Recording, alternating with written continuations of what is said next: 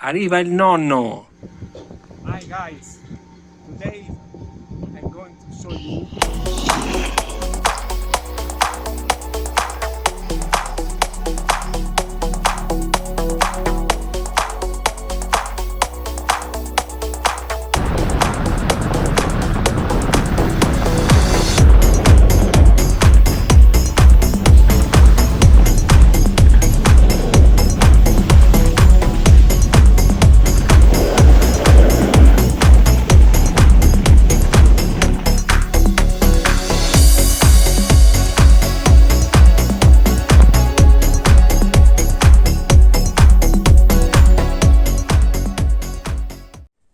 Quanto deve essere alta la tua tavola da snowboard?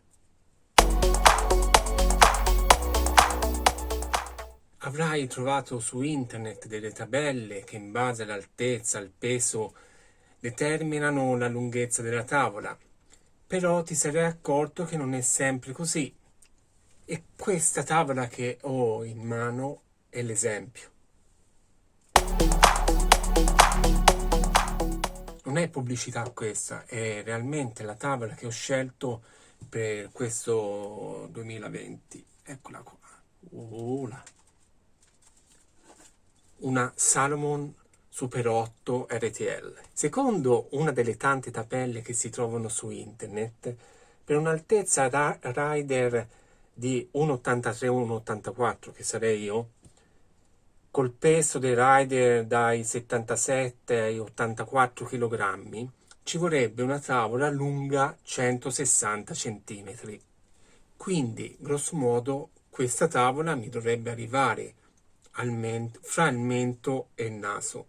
Ma questa Salomon Super 8 è lunga 157 cm e mi arriva sotto il mento. Pensi che il nonno ha comprato la tavola sbagliata quest'anno?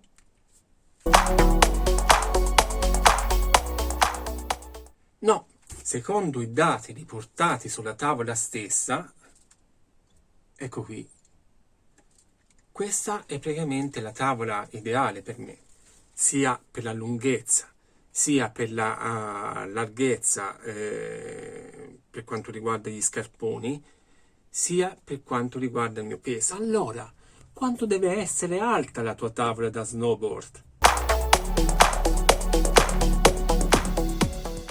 E se si tratta della prima tavola, è come il primo amore, non si scorda mai. Guarda la prima tavola del nonno. Beh, 30 anni fa ero un pochino più giovane. Allora, per scegliere la tavola della lunghezza giusta, la miglior cosa è vedere le caratteristiche descritte dai costruttori, perché diversi sono i parametri che le marche costruttrici di snowboard prendono in esame per determinare la tavola giusta per te. Altezza, peso, livello, uso della tavola.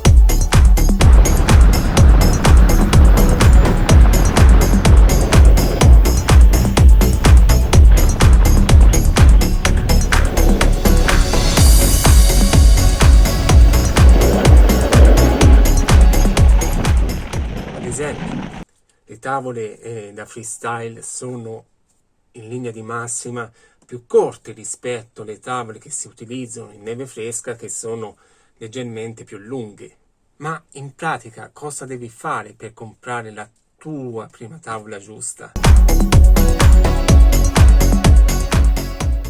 Selezioni le tavole da principianti di tutte le marche.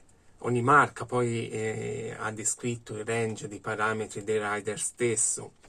Importante appunto è l'altezza, il tuo peso e il numero degli scarponi. Se sai già il tipo di riding o terreno favorito, puoi già decidere per questa caratteristica e filtrare, per esempio in freestyle.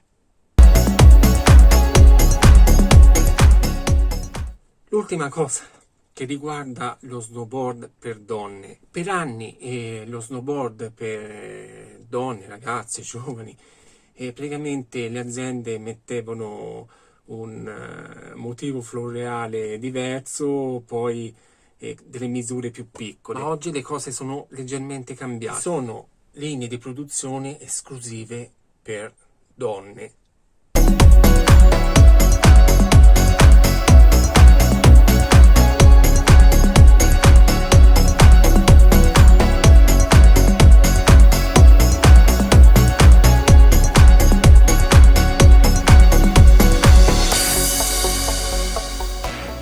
Le donne tendono ad avere meno di massa corporea e piedi più piccoli rispetto agli uomini della stessa altezza. Quindi il corpo gira in maniera diversa. Ho un messaggio. Una mia amica che gli piace la maglietta del nonno. Quindi voi ragazzi, ascoltate il nonno, non prendete le tavole di noi maschietti, perché voi con la giusta tavola siete più bravi che di noi. Aspetto i tuoi commenti sotto questo video, se non l'hai ancora fatto iscriviti al canale e clicca sulla campanellina per ricevere notifiche. Keep in touch! Ciao!